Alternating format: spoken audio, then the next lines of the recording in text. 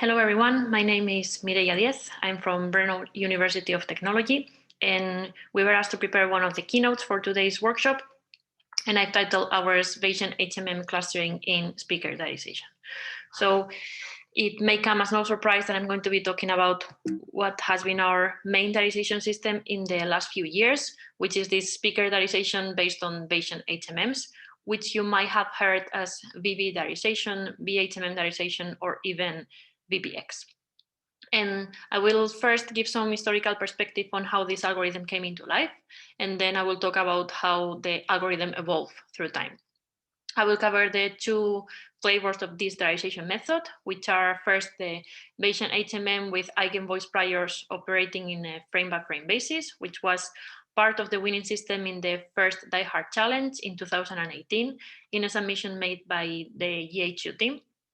And next, the Bayesian HMM-based Expector clustering, which was the core of the winning system in the second DIHARD challenge in 2019. And this time we were successful, and it was in a submission made by our team, VUT. And next, I'm drafting here already what I would like to be the message that I want to convey with this talk. And it is that this Bayesian HMM diarization has been establishing diarization baselines in standard tasks in the last years. And we have been always providing our code as open source code, so anyone could be using this recipe and running it for any purpose. And as an example, in this year's third DIHARD challenge, the baseline provided by the organizers achieved 20.65 diarization error rate in the core condition on the track 1 of the evaluation set, and 19.25 in the full condition.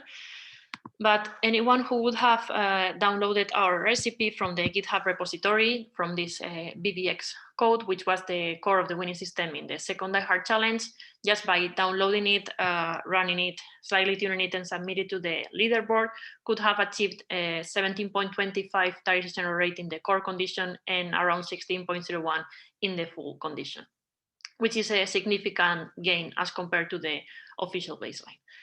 And this system actually would have ranked this year in 8th position for the core condition and in 11th in the full one. So also in this line of establishing baselines, I will, at the end of the talk, talk about the contributions of our last journal paper, also related to this diarization method, which has been just recently submitted, and the title of the paper is Bayesian HMM Clustering of Expector Sequences, or BBX, in Speaker Diarization, Theory, Implementation, and Analysis on Standard Tasks. And the main thing is that with this paper, we established new baseline results for Colholm, AMI, and the second DIHARD dataset. So let me start with it, and let me talk about first the diarization methods that inspired or eventually led into this BHMM diarization. So in around 2008, there started coming some of the diarization methods which would be doing some sort of clustering of I vectors. And what these methods would do, they would take the input audio utterance and they would cut it into short equal length segments. Here I'm representing these 1 second segments. And then for each of these short segments, they would extract I vectors or even speaker factors from the GFA model in the very early approaches, as I vectors didn't even exist yet. And then what these methods would do is to cluster these low dimensional representations according to some clustering method or criteria. And in this graph, I'm representing what would be the agglomerative clustering. So according to some similarity criteria, pairs of I vectors would be consecutively clustered until some stopping threshold or criteria would be achieved. And the assumption here is that the I vectors belonging to the same speakers could be clustered together, and therefore this clustering solution would be giving the solution to the clustering problem. And next, I'm going to mention the diarization using factor analysis.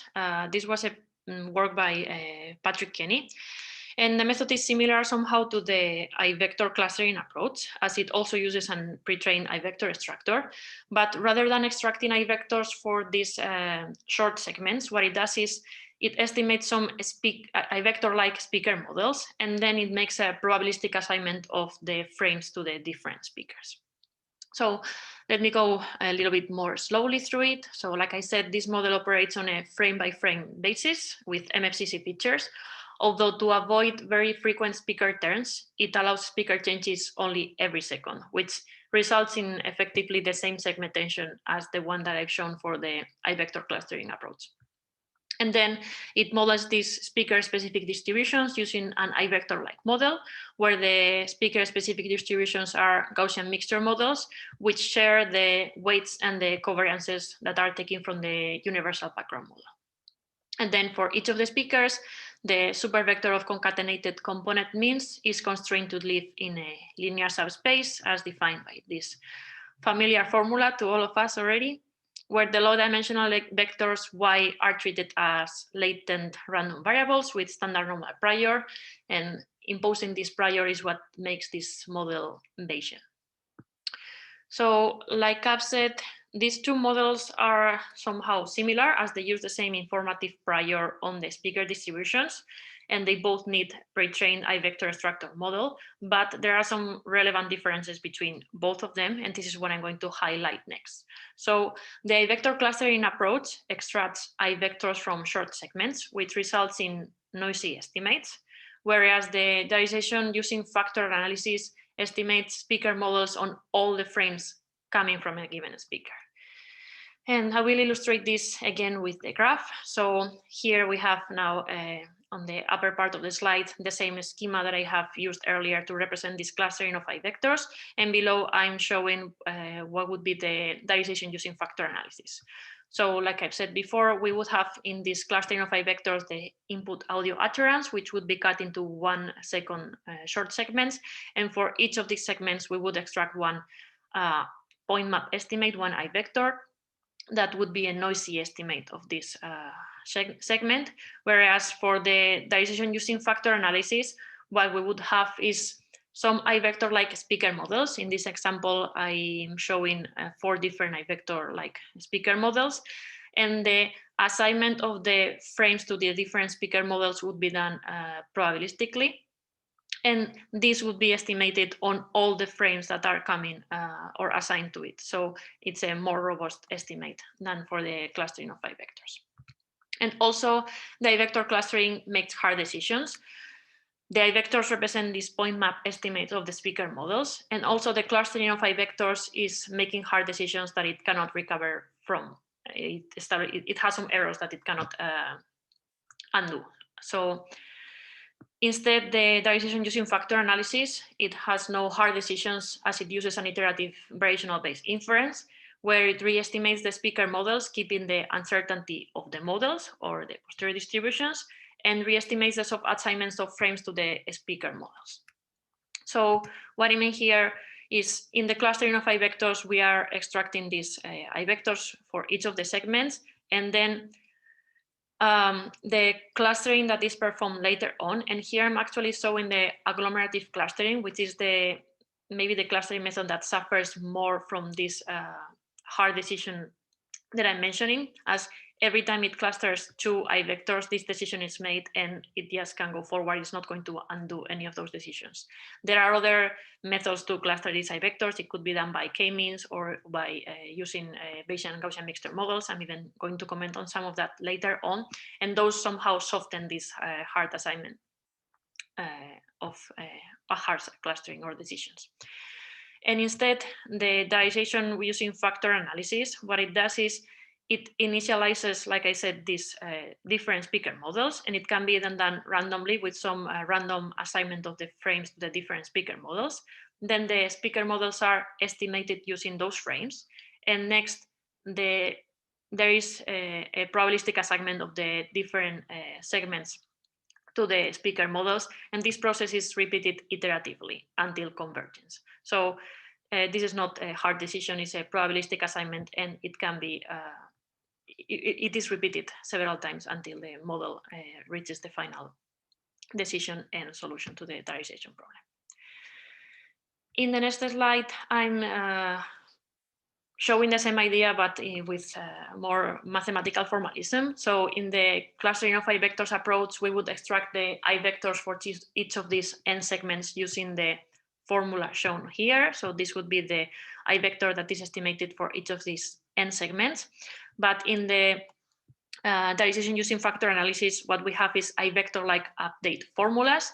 And this resembles a lot the I vector estimation. So we would have to keep track of the full posterior distribution of these speaker models. And the means of these posterior distributions are the ones that resemble the I vector model, the I vector extraction. The difference is that we have this gamma term over here, which are the probabilistic soft assignments of the frames to the speakers. So in this case, the I vector is estimated on the full segment, that is just single estimate. But in the diarization using factor analysis, what we have to do is for each of the speakers, we have to take into account only the frames that are assigned to them and use those for the updates of the models. So that is why we require this term in these updates. And I'm not going to give the expression to estimate these gammas because it's a non-trivial estimation and I don't want to get that deep into the math today. I just wouldn't have time to cover it all. I will just mention this later again for another example. So this is it for these two approaches, which were the inspiration, let's say, for the Bayesian HMM with eigenvoice priors, because this diarization method of ours was introduced as a mere extension of the diarization using factor analysis. The difference was that it was built into an HMM to model the speaker turns and to avoid this pre-clustering into the fixed length segments that I've mentioned that it was doing. And this method was implemented by Lucas Burgett in 2010, but it was not officially released or linked to any publication, so it got popular much later on. Let me describe the model more formally. So, like I've said, our model is a Bayesian hidden Markov model, where states represent speaker-specific distributions, the transitions between states represent the speaker turns, and the speaker distributions are modeled by Gaussian mixture models with parameters constrained by eigenvoice priors, as in the I vector or GA5 models, or this diarization using factor analysis. So I am showing here to the right one HMM model, which is an example of how this model could look like for our diarization system. And in this specific case, I'm showing the HMM with only 3 speakers. Our model will eventually estimate also the number of speakers, and I will even comment on that already in the next slide, but let's assume for now that we have only 3 speakers. And this HMM is ergodic, so transitions between all states or speaker models are possible. And then for each of the speaker-specific distributions, we would have the same formula or that I've shown before. So they are represented by Gaussian mixture models, where the speaker means are constrained to live in this lower subspace, and we are imposing the same normal standard prior on the speaker models. Next, I have here the exact same HMM as I was showing right now, and also this other HMM, but they both represent exactly the same. The only thing that I have done here is introduce some dummy non-emitting initial state. And I've done that. I've done it just because it is much easier to introduce the different parameters and variables in this format of the HMM. But you can see that they actually correspond to the same HMM model. So, like I said, we're assuming that we are starting from this dummy non-emitting state, and then we have these pi values, which are actually the speaker priors, and what they represent is the probability to transition into each of the speakers or HMM states.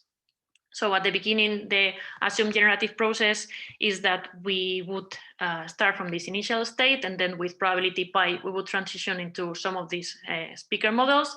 Then the observation would be generated using the corresponding Gaussian mixture model. And next, we could either stay in the same speaker or HMM state with this p-loop probability, or transition back to the initial state and then transition to any of the other speakers, or even re-enter the same speaker model. We allow this re-enter into the same speaker model just for mathematical convenience, but it doesn't affect the model in any other way. And this p-loop probability is a parameter that we set by hand, or we usually tune it on the development set. And what it does is it is used to model the natural length of the speaker turns. And I've said already that our model is going to be able to estimate the number of speakers. So what we do for that is we initialize the model with an upper bound on the number of speakers. So instead of having these 3 speakers, let's say that we would initialize it with 10 speakers, because we are not going to assume that the utterance has more than these 10 speakers. And then on the updates of the model, these speaker priors are also going to be re-estimated. And eventually, what the model will do is it will drop some of these pi values to 0, which effectively removes the speaker models from the speakers from the model. Because if the pi value is 0, we just cannot transition into that speaker, and it's just not going to be present in the output of this diarization system. So I'm summarizing here the different variables that we are considering in our model. So we would have X, which is the observed set of vectors, in our case, the MFCC features, Z, which is the alignment of frames to the HMM states, and Y, what is the set of all the speaker-specific latent variables. And the complete probabilistic model can be defined in terms of this joint probability, where we have the speaker-specific distributions for the individual frames, the transitions probabilities emerging from the HMM model, and the different speaker priors. Then to address the speaker diarization task, the speaker distributions and the latent variables set are jointly estimated given the input sequence X. But the solution to the speaker diarization task is given by the most likely sequence set. So this is the only thing that we really need to infer to solve the diarization problem. So what we need is this posterior probability, which can be estimated using this integral. And this term could be derived using the standard rules of probability from the joint probability that I've shown here. But the problem is that this integral is intractable. So what we do with our model is approximate it with some approximate distribution. And in our case, we use the mean field approximation, and we use the variational inference to estimate all these speaker models and the assignment of frames to the HMM states. And so I'm drafting only here what is our model. I'm not going to get deeper into the math, mainly because I don't have time to cover it all. I will, at the end of the talk, give some references on where all these things can be found, and even related talks to it, in case anyone would be interested in learning more about the inference in the model. So as a summary, this is what we need to do with our model. We have to first pre-estimate an I-vector extractor model, which is the total variability matrix and the universal background model. And we also will have to initialize the assignment of frames to speakers, this set. This, as I mentioned in some example earlier, it can be done just randomly, but actually initializing it with another good system, it's better, and it's actually key to get best performance with the method. Then the variational inference iteratively updates the speaker models, these Y variables, and these are done in the same way as in the diarization using factor analysis. These are the exact same formulas that I've shown in one of the slides earlier. The difference here is that this probabilistic assignment of frames to the speaker models is done differently. So now we have the HMM model, and these gammas are estimated using the forward-backward algorithm from the HMM model. Once again, I'm not going to give the full formula for it because it's non-trivial. And then also the speaker priors are re-estimated, like I said, which effectively gives us the number of speakers that are in the utterance. And this is done by the dropping the redundant speakers by the automatic relevance determination principle that emerges from our variational based inference. And this is it about the main idea of how the model works. What I'm showing here is the convergence of the model, or an example on how it behaves. So what I have here are different iterations of the algorithm. The first line would be only the initialization and the consecutive first, second, and third iterations of these update formulas. And in each line, what I show is a full utterance, and the background colors represent the reference speakers. So this white color would be representing one speaker, and the pink one would be representing another speaker. And what you see here as a very thin line in the first iteration are this assignment of frame to speaker, so the speaker responsibilities. And like I mentioned, we usually initialize the model with 10 different speakers. So that is why all these responsibilities are roughly in this 0.1 value. Then in the first iteration, we can already see that there's some deviation from this initialization. And in the second iteration already, there's some speakers that are starting to cover some of the speeds. We could see that the blue one is starting to cover the speed for the white speaker. And then we have these two yellowish and orange speakers that are fighting to cover the rest of the speech. And already in the third iteration, there's some more defined solution, let's say. So the blue one is definitely covering the speed from the white speaker, and the orange one is trying to cover the pink one, although there are still some other speakers present, but eventually those are also gone. So you can see here how it behaves, that it's really dropping some of the speakers, and already in the fourth iteration, we only have 2 relevant speakers as the output of the algorithm. And in this consecutive iteration, what the model does is basically refine somehow the boundaries of the speech between speakers, and also try to cover the shorter segments. Not in all cases. We can see, for example, that this speech is still not recovered, but this is how it mainly behaves. And this is, again, a summary. So what we have been using as a standard statement for this Bayesian HMM with eigenvoice priors is that this approach addresses the complete speaker diarization problem by means of a straightforward and efficient variational-based inference in a single probabilistic model, because a single model is used to infer the assignment of frame to speakers, the number of speakers, and the speaker-specific models. And until not so recently, this really felt like we were addressing the complete speaker diarization problem. But lately, there are emerging new techniques and new methods, like the end-to-end approaches specifically, which are doing even more than what our model does, because our model still requires input after voice activity detection, so it doesn't deal with this problem of detecting where speech and silence is. And also, unlike the newer end-to-end approaches, it does not deal with the overlap speeds. So this would be 2 of the drawbacks of our system as compared to the newer technologies that are emerging right now. But in any case, I'm going to give a historical perspective still on how things connect and evolve through time. So I am first highlighting here 3 different systems, which are all 3 clustering of I-vector systems. The first one in 2008 is the clustering of speaker factors from GFA. Like I mentioned, this here still I-vectors did not exist. So the first work by Castaldo et al. In this line was using the speaker factors. Next, I'm highlighting here a system by Stevensham, which is Bayesian HMM clustering of I-vectors. And once again, here it would be estimating the I-vectors as a point math estimate of these short segments. But unlike the examples that I was mentioning before, the Bayesian HMM already wouldn't be making hard decisions for the clustering of I-vectors. It would already use some probabilistic assignment of I-vectors to the Gaussian mixture models.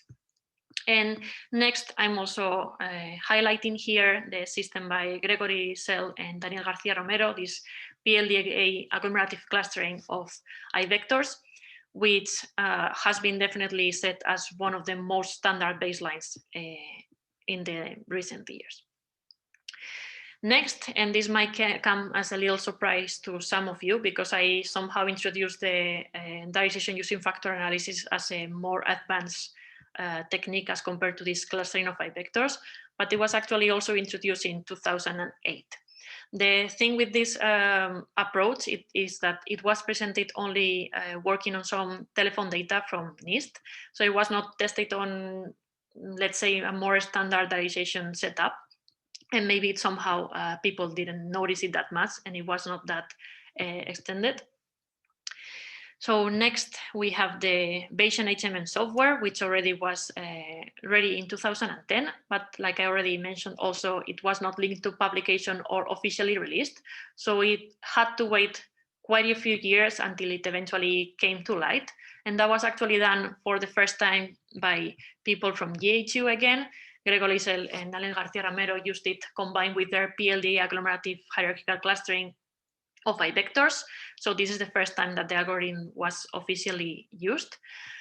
And actually, it was not properly described until several years later, in 2018, when we had our first publication describing properly the model, which was definitely done after quite some push from GHU people, because they were insisting that they wanted us to publish something so that they could finally cite properly one paper.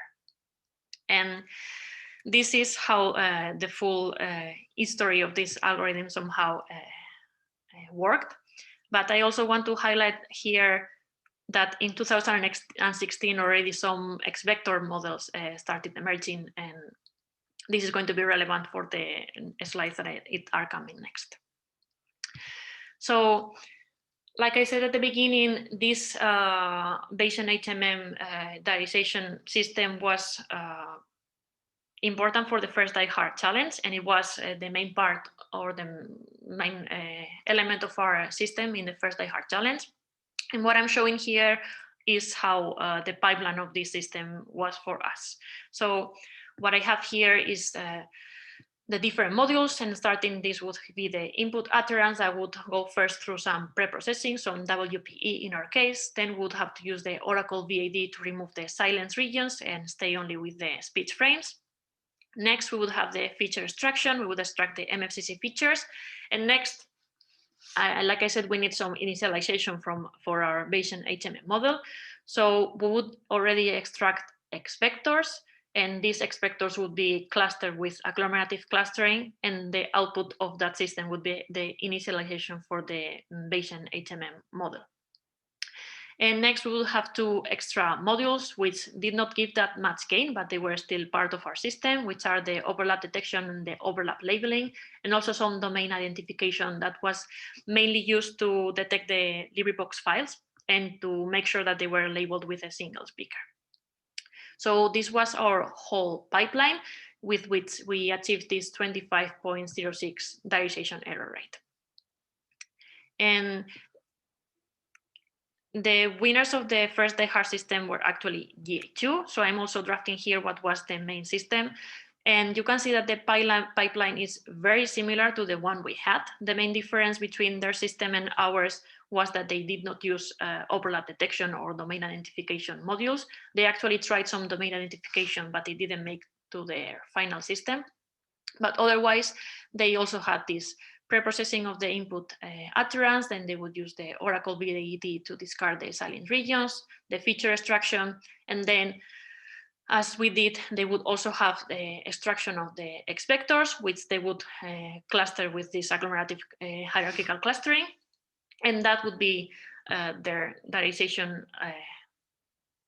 labels, and then they would refine those labels using BB resegmentation. So maybe some of you already felt there is some inconsistency also, that I said that our systems are different, but I'm calling here things different, these two modules. And the thing is that I guess we will never come into an agreement. We always say that we have to produce some system initialization for a Bayesian HMM. We consider that this is the main, the essence of our diarization system. Like I said, it can be even be initialized randomly, and it addresses the full diarization problem. So for us, this is the main component of the diarization system. But instead, for them, the main part is still the agglomerative clustering of the expectors. And then what they do is use the VB just as a refinement. And to be honest, they do use less iterations than us in this refinement. And also, what made them much more successful than our system is that they definitely had much better expector extractor system than ours.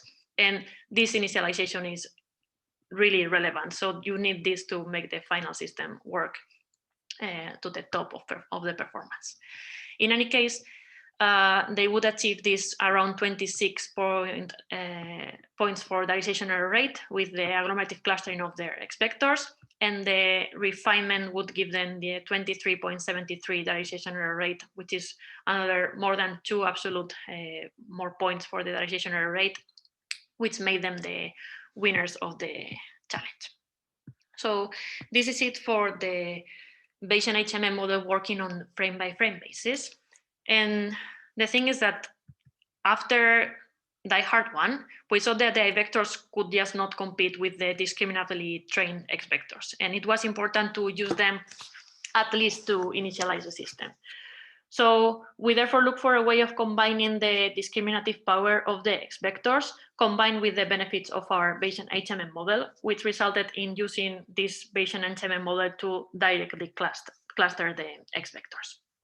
So in this case, instead of using the iVector-like model that I mentioned for the former model, we take the PLDA model and we build it into the Bayesian HMM to model the speaker distributions. And we decided to do this because the PLDA was very effective, was found to be very effective for the clustering of expectors and also to discriminate between speakers. And in this case, the speaker-specific distributions are no longer Gaussian mixture models. They are single Gaussians with speaker-specific means and shared covariance matrices. And the speaker-specific means are again Gaussian with some global mean and the across covariance matrix. And this is merely this PLDA-like model, which actually corresponds to the PLDA model that is normally referred to as the two covariance model. So we have the same model and inference as in the original Bayesian HMM, but with a single Gaussian pair state, and now with the total variety matrix, the speaker means and the covariances initialized from the PLDA model pre-trained on a large amount of expectors. And I should also mention something about the parameters of the model. So at the beginning, I talked about this P loop, the probability of to model the speaker terms, to just stay in the same HMM state or speaker model. But there are two more parameters of the model that are quite relevant to achieve the best performance. One of them is the acoustic scaling factor, or FA, which was introduced to counteract the assumption of statistical independence between observations. But we also have the speaker regularization coefficient FB, which is a regularization term penalizing the complexity of the speaker models, where a high value of FB results in the BB inference dropping more speakers. And for BB experts, these two latter parameters are introduced as a modification of the evidence lower bound. And what we do with them is to scale the likelihood of the observed feature sequences or the Kullback-Leibler divergence regularizing the approximate posterior distributions of the speaker towards the priors. Once again, I'm leaving here this only as a reference. I don't want to get much more deeper into the math. And the thing is that these parameters, what we do with them is usually tune them on the development set and use them like that for the diarization system. But actually this speaker regularization coefficient is quite crucial to achieve best performance with the VBX method. And like I said, this second flavor of the diarization method was the core of the winning system in the second diarization DIHARD challenge. And I'm drafting again here what are the different modules for this system. So we have some pre-processing of the audio, the Oracle VAD, followed by Expector extraction, and then we would use the agglomerative hierarchical clustering as initial clustering. Once again, having these labels as initialization for the system proved to be crucial to obtain best performance. And then we'll have the Bayesian HMM working on Expector level, this VBX clustering. And this year, we still use the HMM VB resegmentation on top of it. So just single iteration to refine these outputs. And we would have the overlap detector and the overlap labeling, which once again didn't give us much gain, but they were part of the system. And what we achieved with this system was with this 18.42 diarization error rate, which means about 5 absolute diarization error rate gain points as compared to the system winning the previous DIHARD challenge, which is quite a big gain considering that the first and second DIHARD datasets were compressed about approximately the same files. There were not such a big difference between both evaluation sets. And next, I'm going to talk about this latest BHMM related publication. So Like I said, it's called Bayesian HMM clustering of expector sequences in speaker diarization, theory implementation, and analysis on standard tasks. And here, what we did is to provide the derivation and update formulas for the inference of this simpler VBX model. So I said that the model, this model is just a simplification of the bigger brother working on the frame-by-frame basis. And actually the same model and inference and equations can be used just by modifying that. Instead of having this Gaussian mixture model, we would have a single Gaussian for the speaker specific distributions, and it can be used like that. But the thing is that this simpler model is much more efficient, and all this inference can be done in a much more efficient way if you know how. So what we do in this paper is provide all these update formulas and the tricks to make the inference much more efficient. And also, we established new baselines in all Colholm, AMI, and the DIHARD datasets with this VBX. And let me now talk about evaluation protocols. So when we came into preparing these results with the new VBX method, we encountered some problems on how to compare to the literature. So if I would ask here into the audience, how do people evaluate diarization systems? The thing that would come to mind to most of you, I guess it would be diarization error rate. Nowadays, there's also this DIHARD error rate, which was introduced by the DIHARD challenge, and with this, I would say, gaining strength. But still, the diarization error rate is the main metric to evaluate diarization systems. And I'm not going to get into much detail on how it is defined. I'm assuming that people here today know roughly what diarization error rate is. But I will just mention that is some of the speaker error, the false alarm error, and the misspeech error. But even if it's a quite standardized measure for evaluation, the thing is, do we use it with a collar? Yes or no? And do we evaluate overlap speech with it? Yes or no? And in the context of DIHARD challenges, the answers to these questions are easy. It's yes, we do evaluate the overlap speech, and no, we are not going to use any collar. So this is the most challenging setup. But when we come to evaluate on other data sets, things change. For example, when we look into the Colholm results, you can see here that I'm showing results on different evaluation setups with collar or without collar, and with or without the overlap speech. And you can see that most of the systems in the literature are grouped in this 0.25 collar and no overlap, not evaluating the overlap region. And the reason for having most of the systems here, I would say, is twofold. First of all,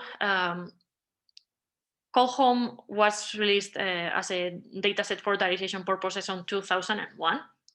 And in those times, the diarization systems were just not as good as the ones that we have nowadays. So it made sense to ignore the more challenging regions of the overlap speech and to consider even some collars around the speaker change points, just to focus on the core of the speech and the main, to try to tackle the easier problem with them. Also, the usage of this 0.25 collar, I'm assuming that it comes inherited by the assumption that the human labeling cannot be perfect. And I don't know if any one of you has tried to label files for diarization purposes. I have, and it is really not an easy task. To be able to define precisely where the speech starts or ends for some speakers is quite tricky, and trying to label overlap speech is pretty much crazy. It's very complicated for human annotators to be able to do that. So in some sense, this collar also could be trying to cover these human errors that the references could already contain. In any case, even though most of the works are already here, these new emerging technologies like the end-to-end approaches are already considering the overlap speech. So there are some works which are already considering this overlap speech and still inheriting this 0.25 collar when evaluating the systems. In any case, in our modest opinion, we believe that the best way to evaluate the systems is the setup which is also used in DIHARD evaluations. That is no collar and considering the overlap speech. And the truth is that diarization systems nowadays are achieving performances that allows to move and even pushes to move into these more challenging scenarios. And even though the labeling will always contain errors, like I said, it's not going to be ever perfect. This just means that we will have some lower bound on these errors. We will never achieve zero error on diarization error systems, but that doesn't mean that we have to, by default, discard speeds that we could be evaluating. So that is our modest opinion once again, but let me just briefly comment on the results in the table. So I'm showing here different works in the literature, and I'm highlighting that the VBX method is simply outperforming all of these different approaches for the call home dataset in all the different configurations. So this is about evaluation protocols in general, but it actually can still get more complicated. So in the case of AMI dataset, this how do people evaluate does not reduce only to do people use a collar, yes or no, or do they use overlap speech or not. For the AMI dataset, there's much more chaos than that. There's different types of audio. The AMI came with beamformed audios, mixed headset, or single microphones. And there's people working with AMI dataset use different partitions. They use different files for the train, def, and evaluation sets. And also they use different references. So the official AMI dataset came with transcription files for ASR purposes, and there's no official references for evaluating systems for diarization. So what people do is derive their own RTTNs from these transcription files, but there's no standardized way of doing it. So when we try to make a comparison, a fair comparison between our system and all the different works that we found relevant in the literature, we eventually came to this. So I'm not going to comment on all the numbers in this table. I just want to highlight a few things. So when we tried to compare with everybody, we eventually had to use 3 different partitions into train development and test audios to be able to do the comparison, use 4 different sets of references, these RTTN files derived from the ASR transcriptions, and use also different audio types. And of course, all this had to be combined with using different collars and considering or not overlap speeds to compare to the different works. And maybe what I would like to highlight the most from this table is this column that I'm marking right now, and is that all these works differ in the amount of scored speeds on the evaluation set a lot. So they can evaluate as little as 13,000 seconds to as much as 52,000 seconds. And this comes given by the fact that they are using different audios for this evaluation set. They are using different references, and they are considering or not collars and overlap speeds. And the thing is that you can actually find cross references of this work. So people are not always aware that there's this mismatch on evaluation setups on AMI. So what we try to do in this work is come with a protocol that could be used for AMI. And we do highlight in the paper what are the differences with the ones that are found in the literature and why we chose to make something different to what was already published. And let me just summarize very briefly what we are using here. So we consider the AMI full corpus ASR partition for the train deval and evaluation sets. And we derived our references as follows. So we consider all words as speeds, and we include them in the references. We take a well-defined, consistent, and conservative approach in which all vocal sounds are discarded. The reason for this is that very different sounds were labeled as vocal sounds in AMI, and maybe more importantly, not all vocal sounds were time labeled. So it was not possible to include them all in the references. So we just thought it would be better defined and more clean to just discard them all and consider only the words in the references. And this is also more consistent with the task of speaker attributed ASR. And next, another small processing that we did also of the transcriptions, it was that we precisely respected the timings given in the transitions. in the transcriptions, sorry, but the adjacent speaker segments or words of the same speaker were merged not to create false breakpoints. And let me illustrate what I mean here with this example. So I have here the phrase, I like apples but not bananas, and the transcription that would come from it, where it marks where each of the words starts and ends. And you can see here that I like and apples are just consecutive words with no pause in between. So we merged this into a single speaker segment. And the reason to do this is the way we evaluate the diarization systems. When we use diarization error rate, if a caller is considered, these breakpoints are considered as stopping points, and the caller is applied around them, which results in removing quite a lot of speech, maybe unnecessarily. So that's why we decided to remove them. And in the case of using this zero caller that we, like I said, still believe would be the best choice, this processing has no effect at all. But still, we believe it's better to do the processing in case anyone wants to use the 0.25 caller.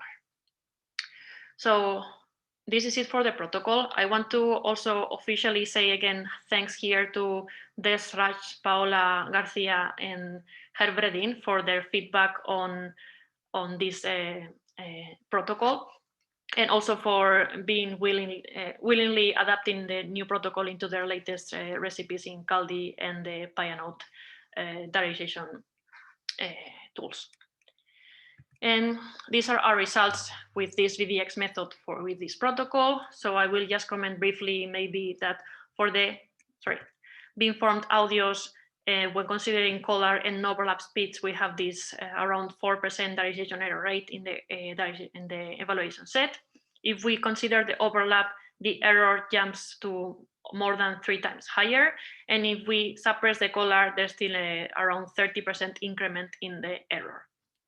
And if we consider instead of the beamformed audios, the mixed headset, as expected, these are easier for diarization, and results are consistently around 2% diarization error rate, better for each of the evaluation setups. And next, I'm going to talk about our results with these techniques on the second DIHARD challenge.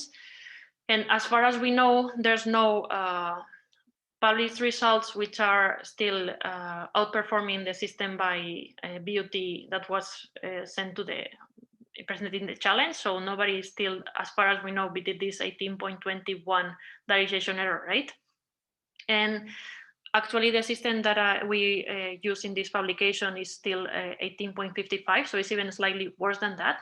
And the reason for it is that in this publication, we used a single system for all call home, AMI, and DIHARD datasets with no adaptation at all. So the only thing we do is tune the parameters likely on the development set of its dataset, but we do not perform any adaptation to the development set like we did on the challenge to really boost performance to the best. So that's the reason why these two are is still a little behind this performance.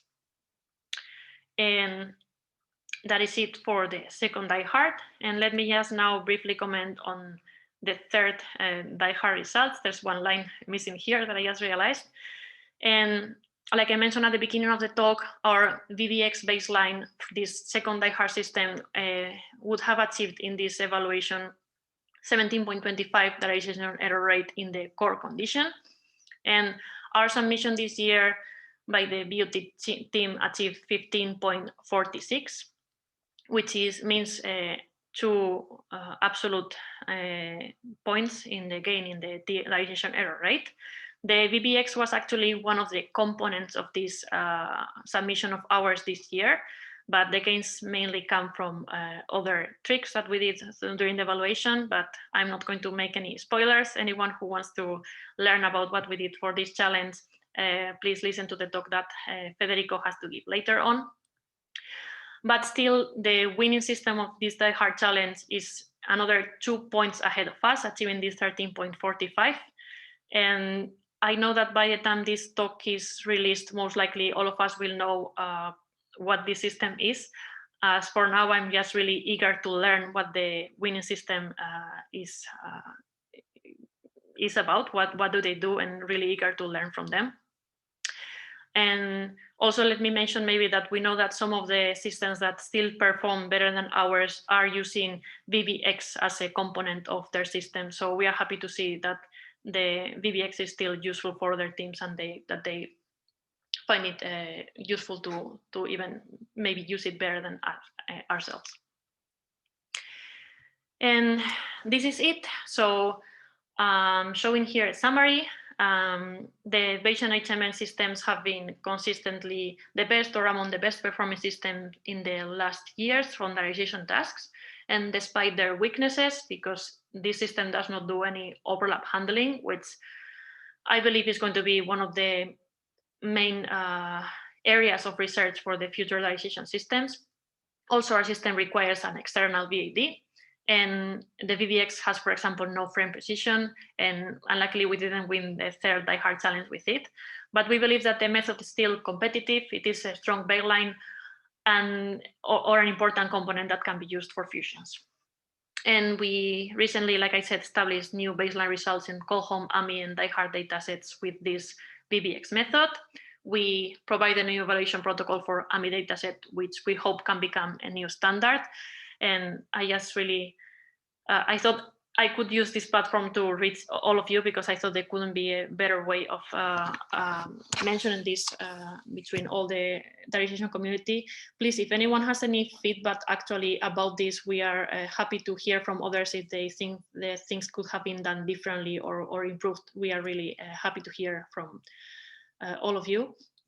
And also, all the code from this VBX recipe is made publicly available once more. So the recipe for training the Expector structures for 8 kilohertz and 16 kilohertz is available. We also released the already trained Expector structures used to achieve these numbers that I have been showing. And we provide the full pipeline for applying the BBHMM diarization. And as future trends, so from now on, we will still seek of ways of combining this VBX with other embeddings. We know that there are other embeddings more powerful than the ones that we have been using. And like I said, the initialization of Expectors is crucial to make the VBX system work as well as it can. So this could be a way to boost performance. We also will seek a way of combining the benefits of the frame-by-frame BHMM and the VBX, because there's still something that we are missing with this later VBX approach. We are not having the full frame precision with it. And maybe in a more abstract way of thinking, we would like to still seek of ways of dealing with overlap speeds also with this method, or combine it so that with something else, so that we could also deal with overlap speeds with it. And also maybe combine it with some end-to-end approaches to also get the benefit of these new emerging technologies, which we believe that eventually will be really crucial for diarization systems.